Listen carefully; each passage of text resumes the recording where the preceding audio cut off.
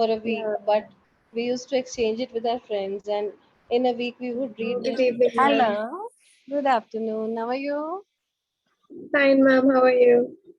I'm fine. Agnes. Yes, ma'am. Okay. So, tell me a little bit about yourself, Agnes. I'm Agnes Rose Reggie, and I'm from ninth grade in Don Bosco Academy. I live in Patna, and I am very interested in reading and writing, and I'm here to improve my speaking skills, like the flow of it, I think. And I'm very excited to be here today. That's very nice. You gave a very nice introduction about yourself. Thank you, ma'am. So, which school? Don Bosco. You go to Don Bosco. Yes, ma'am. Okay. And this is your 20th session? Yes, ma'am. Okay. You've taken all the sessions? Yes, ma'am. Almost all of them. Okay. So, before we begin, I would like to understand. So when I tried it, You are? Can you repeat once again? yes, ma'am.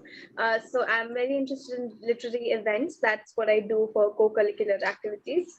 My creative writing is good. I've gone through several competitions in it, and my declamation is not that bad either. But Your? my debating. So like in that you are put on the spot, and then you get questions and everything. So I stumbled over it a bit. So I'm trying to, Okay. meet a lot of random people and improve my like on the spot, getting answers on like points and everything on the spot. So Okay. So, you are struggling with the. Can you just repeat once again? What is the area that you're struggling in? basically, I want to be able to answer with clarity every time I get a question asked, even if it's something completely random, so that Okay. my mind is like jumping around and it's able to focus. Agnes, as I understand that you are very interested in literature, and you want to improve your which specific skill? Can you repeat that once again? Your debating skills. Yeah, so like getting questions and being able to answer on the spot. Okay. So that is impromptu talking, or you want to improve your interrogative capabilities? I think both, a mixture of both. Okay. So at such a young age, first of all, I would like to, appreciate the fact that you have your goal set, that you're interested in English literature, and you are, you seem to maybe in your home also someone encourages you a lot in literature. Someone is interested in literature. Am I right? Yeah, yeah. Your mother or father? My parents are teachers, and they've always pushed us to do whatever like we were interested in. And I've always had a love for stories. So, and English is my strong suit in So languages. one of your parent is an English teacher. No, no, my parents are. I guess my mother is a like an LKG teacher, so she does teach English and all. And my Okay. father is a maths and physics teacher, so it's like my Okay. So sister. they are all teachers in schools, Yeah, yeah. in your school. Yes, ma'am. Same. Still, it has different branches for different classes. Okay. Okay. So that is why, when you have the right direction and guidance from someone in your home. So how you are now, it is clearly showing by the way you're speaking. You are very clear where you are now and where you want to reach later. So that's really appreciable at the age of 14, which you might Thank be you. 14 years, right? So, as far as your debating capability is concerned, and as far as the interrogative capability is concerned, see, we'll go stepwise. Okay. Now, I won't say I was as good as you, or, there is no relation between. So, it is not right to compare two people. Okay. But yes, I'm also a very literature oriented person, because in my right from the age of 13, in fact, not even 13, even when I was way, way younger, So English and writing and reading, everything was emphasized in my school. So I used to study in Hyderabad in one of the very good convents of Hyderabad. So my teacher, that is why my English that way. My interest in English is developed right from a very young age. So I grew up, enjoying reading, and having a book was like a treasure. And we used to get a book, fancy two books, and all these books for a week. Yeah. But we used to exchange it with our friends, and in a week we would read nearly four books, five books.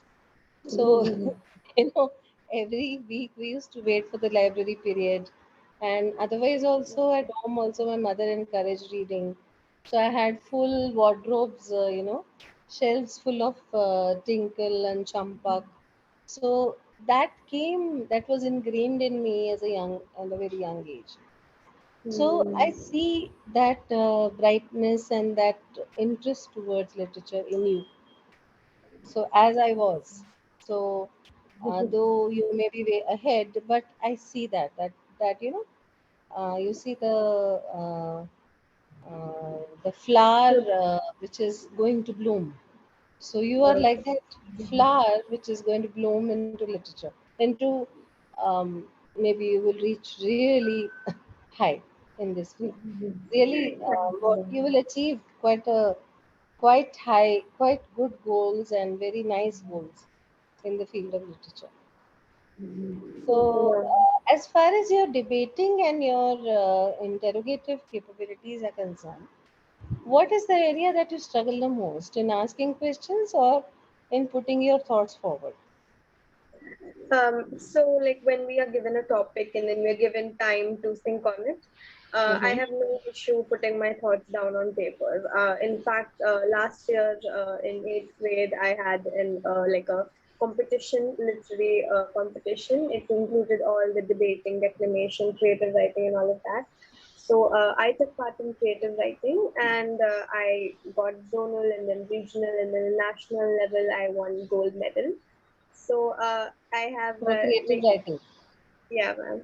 So Wow, congratulations. thank you, ma'am. So I don't have no issue like putting my thoughts down on paper, and I have quite a few. If I So, may, if I national may level, you got the gold medal. Wow, say. that's Thank great. you. Okay. So it's like it's a very easy thing for me to do. I mean, if I get like good 5-10 minutes is enough for me to get down all the points that I want to think on. But then when I go on the stage and then suddenly like I don't have much practice, like maybe once or twice I say it in my head or to myself or something. So we don't get much time.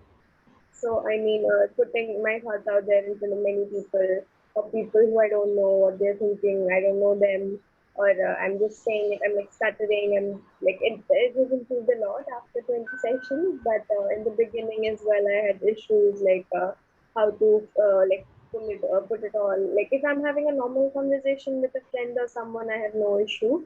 But then if it's a random person who I don't know and I'm just talking to them, then it's a little hard for me to, like talk the way I usually do. It's like I stutter and everything. So that happened on stage once or twice, and then in front of my principal as well. So she told me like practice will solve it.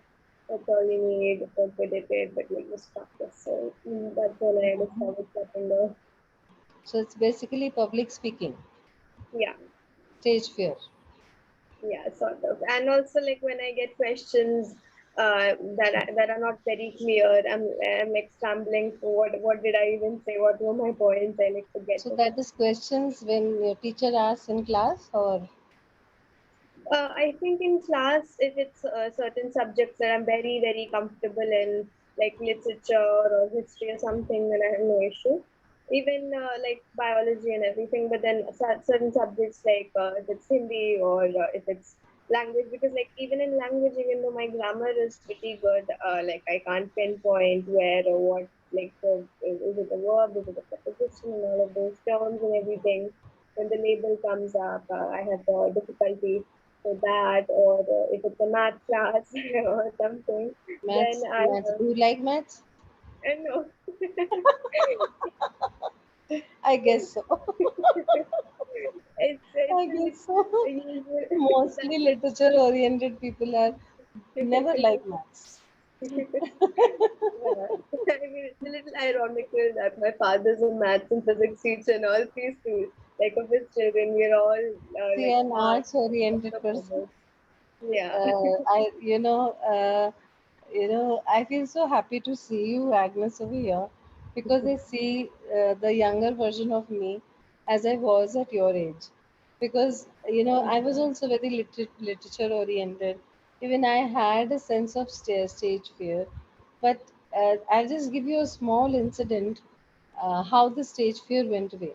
See, I was a very outgoing, very enthusiastic kind of a girl, and the stage fear was not so much there, but yes, like in my colony, we used to have this Ganesh Chaturthi celebrations. So we used to on the stage, I used to love dancing. So with a group I would dance very nice. Okay. And I don't remember whether I did it alone over there, but I remember one incident. Okay. See, that is, I had to recite a poetry. Okay, and that was all alone on the stage, where I think I was around maybe 10 or 11 years old. So there was a recitation competition, and I had to not see the poem and recite the poem. So my teacher said the page of the poem will be there in your hand. To just be assured that if you forget, you can pick it up and see. But you will have to do the recitation on your own. So I was standing there in front of a crowd. That is my very first experience. The whole, literally, our school, every class used to have 60 children. And it was, I think, every section we used to have three, four, four sections. So you can imagine at least around 60 or no, maybe around 100 children might be sitting in front of me, all eyes looking at me. Okay, and I'm only an 11-year-old girl. The first instance when I read that poem, the feeling which I had, like Yeah. I was shaking, Oh my God, so shaking, relatable. shaking with fear inside, in the pit of my stomach, right from here till my toe. It was like under se I'm shaking. Mm. But Yeah. when I finished, but I was like concentrating on the poem. I was concentrating on the preparation because I had done my preparation very well. So when I finished the recitation of the poem, and the it was done, so they were winners, and I got the consolation prize for it. So it was like the fourth prize.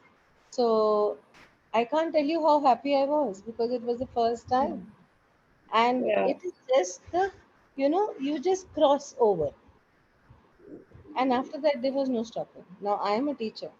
Okay, see, being a person who is literary, who is those people who have a bend of mind towards arts and literature, they are usually introverts. They love to be with themselves. They love to be in their comfort zone. They Yeah. enjoy being alone. Okay, they're very creative. You can't call them loners. They are comfortable with themselves. Okay, Yeah. so, but this stage fear is something. It is just once it will happen, and that courage you need to take.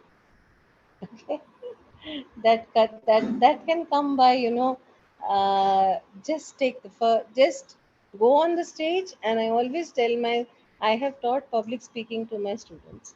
The one thing which I always taught them, that don't bother about who is listening, don't bother about where you're doing it, bother or concentrate on what you are saying. Okay, Okay, man. because if you are standing and 10,000 things are going on in your mind, what will they say if I go wrong? Okay, that stress. Then another stress, that where I'm on the stage, my teachers, my friends, what will they say? But you will have to concentrate only on one thing, on what you are saying. So once your mind concentrates and focuses on the subject, then you forget everything else. Eye contact, connection with the audience, everything comes automatically. Because our mind is a fantastic thing. Okay, public speaking can be mastered by doing this particular skill, by concentrating on this skill. That if you are not, if you're removing those stress factors and only focusing that I want to talk to these people, I want to tell them something.